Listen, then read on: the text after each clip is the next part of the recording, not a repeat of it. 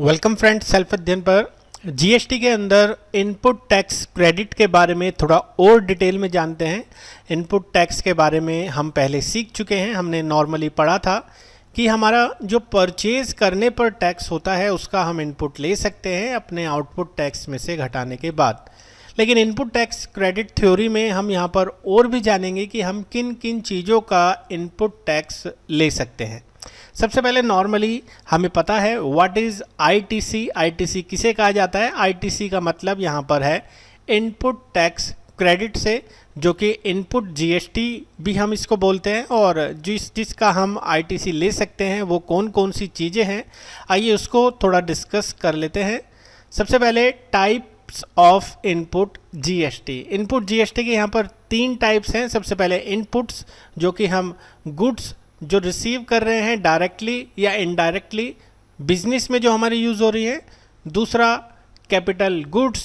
अब वो capital goods में कोई मशीन हो सकती है या कोई फिक्स्ड असेट्स हो सकती है जो कि हमारी कैपिटलाइज इन बुक्स में हैं, डायरेक्टली या इनडायरेक्टली तरीके से वो बिजनेस के अंदर यूज़ हो रही हैं। या इनपुट सर्विसेज, अगर हमने कोई सर्विसेज ली है तो हम उसका भी इनपुट ले सकते हैं जो हमारे बिजनेस में यूज़ हुआ है। तो आइए इसको थोड़ा सा और डिटेल में एक चार्ट से समझ लेते हैं। What is ITC. यहाँ पर जितनी भी चीज़ें हम सेल करने पर टैक्स चार्ज करते हैं वो हमारा आउटपुट जीएसटी होता है। इनपुट, हमने सपोज़ कोई परचेजेस किया है उसका टैक्स का हम यहाँ पर आईटीसी ले सकते हैं, या हमने कोई खर्चा पेड करा है वहाँ पर जीएसटी पेड करा है तो हम उसका भी आईटीसी ले सकते हैं। या हमने कोई असेट्स खरीदी है तो उसका भी जो टैक्स बनता है उसका भी इनपुट टैक्स हम ले सकते हैं। तो हमारे आउटपुट टैक्स में से ये सभी चीज़ें लेस होने के बाद हमें हमारा जीएसटी पेबल या जीएसटी क्रेडिट जो बैलेंस बचता है आईटीसी का, वो हम इस्तेमाल कर सकते हैं नेक्स्ट मंथ के लिए। सबसे पहले किस डेट को इनपुट अवेलेबल होता है, मतलब हमारा वो डेट जब हमारा इनपुट अवेलेबल होगा। सपोज़ हमने कोई प्रोडक्ट खरीदा है और वो 3 बारी में हमें मिला है, तो जो फाइनल लोट हमें मिला है, जो लास्ट हमें प्रोडक्ट मिला है, उस डेट को ही हमारा इनपुट अवेलेबल होगा। सपोज़ हमने एक प्रोडक्ट मंगवाया, उसमें 100 क्वांटिटी है, 1 अप्रैल को हमें लोट मिला, एक हमें मिला 10 अप्रैल को और तीसरा हमें मिला 1 मई को। तो हमारा जो इनपुट अवेलेबल होगा वो लास्ट लॉट पे होगा, यानी कि 1 मई पे। तो ये चीज़ हमें ध्यान रखनी है कि input available on final date, जिस डेट को हमें हमारा लॉट रिसीव हुआ है।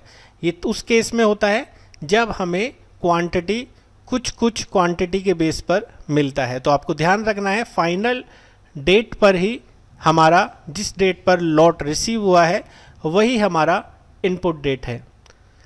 आगे चलते हैं कि कौन कौन सी चीज़ें हैं जिसका आईटीसी हम क्लेम नहीं कर सकते। ये पूरा चार्ट्स है जिसका आईटीसी हम नहीं ले सकते। खाने पीने की चीज़ों पर, ड्रिंक्स वगैरह पर, आउटडोर कैटरिंग हमने की है एम्प्लॉय की, उस पर, कोई ब्यूटी ट्रीटमेंट लिया है, कोई हेल्थ सर्विसेज ली है, किसी क्लब की मेंबरशिप ली है, कैब रेंट पे ली है, लाइफ इंश्योरेंस लिया है, ट्रैवल्स बेनिफिट्स हैं, इन सभी चीज़ों पर हम यहाँ पर आईटीसी क्लेम नहीं कर सकते, यानी कि इनका इनपुट टैक्स क्रेडिट हम यूज़ नहीं कर पाएंगे, इनका आईटीसी नहीं ले पाएंगे। तो ये सारी चीज़ें हैं।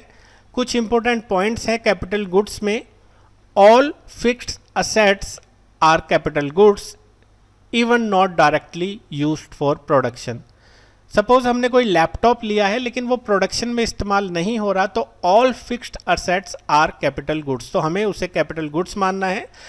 अगर मशीन कैपिटलाइज की गई है बुक्स के अंदर तो वो भी हमारा कैपिटल गुड्स है, और कैपिटलाइज नहीं की गई है तो फिर वो हमारा इनपुट होगा। तो ये चीज़ें हम आगे जब क्वेश्चंस करेंगे प्रैक्टिकली तो अच्छे से डिस्कस करेंगे, बस आपको ये पॉइंट्स ध्यान रखने हैं। Dooj additional assets which increase efficiency of assets beyond its previous capacity are capitalized। अगर कुछ हमने प्रोडक्ट में चेंजेस कराए हैं, उसकी एफिशिएंसी उससे बड़ी है, तो वो सब हमारी कैपिटल गुड्स में, कैपिटलाइज्ड गुड्स में कवर होंगी। अब हम किस किस चीज़ का इनपुट ले सकते हैं मोटर व्हीकल के केस में, आइए वो देख लेते हैं। Input of motor vehicles will be available as follow. अगर गुड्स ट्रांसपोर्ट के लिए हमने यूज़ किया है, चाहे वो ट्रक है, टेम्पो है, तो सभी बिजनेस में हम उसका इनपुट यहाँ पर ले सकते हैं।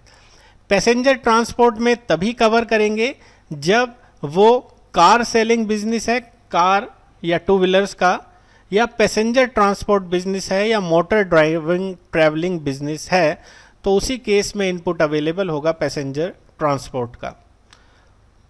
आगे चीज़ें देखते हैं। GST input in cash payment not made. कब पेमेंट हमें मेड करना है?